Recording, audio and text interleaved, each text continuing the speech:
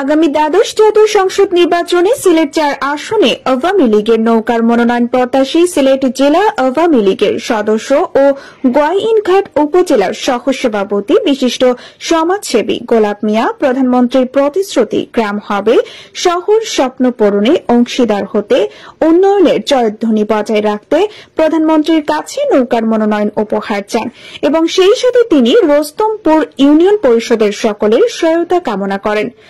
গোলাপ মিয়া সিলেট ৪ আসনে উন্নয়নমূলক কাজে আগামী দ্বাদশ জাতীয় সংসদ নির্বাচনে সকলকে তার পাশে থাকার আহ্বান জানান। বঙ্গবন্ধুর কন্যা প্রধানমন্ত্রী জননেত্রী শেখ হাসিনার প্রতিশ্রুতিতে গ্রাম হবে শহর স্বপ্ন পূরণে কাজ করতে চান এই নেতা। সোমবার বিকেলে তিনি রোস্তমপুর ইউনিয়নের স্থানীয় হাদারপাড় বাজারে গণসংযোগ ও মত বিনিময় সভা করেন।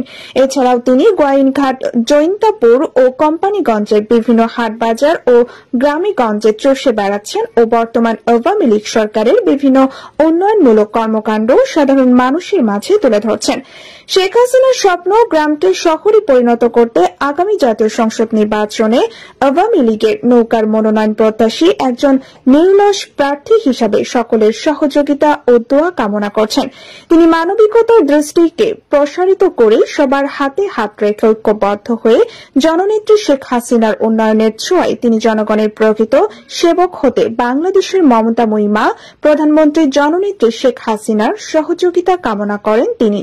বিশিষ্ট মুরব্বী দেলোয়ার হোসেনের সভাপতিত্বে ও রোস্তমপুর ইউনিয়ন ছাত্রলীগের সাবেক সভাপতি ফয়জুল হাসানের পরিচালনায় মত বিনিময় সভায় বক্তব্য রাখেন গোয়াইনঘাট উপজেলা আওয়ামী যুবলীগের সাবেক সভাপতি মনসুর আহমেদ বাবুল, গোয়াইনঘাট উপজেলা আওয়ামী যুবলীগ নেতা মিজানুর রহমান মিজান সহ অনেকে।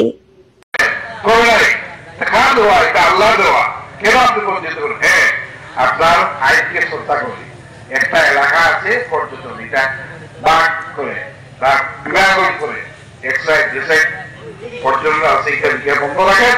দেশের বিভিন্ন অংশের মিলিয়ন লোককে খুলে দেয়, যেহেতু আমার শ্রমিকের উপকার গেছে।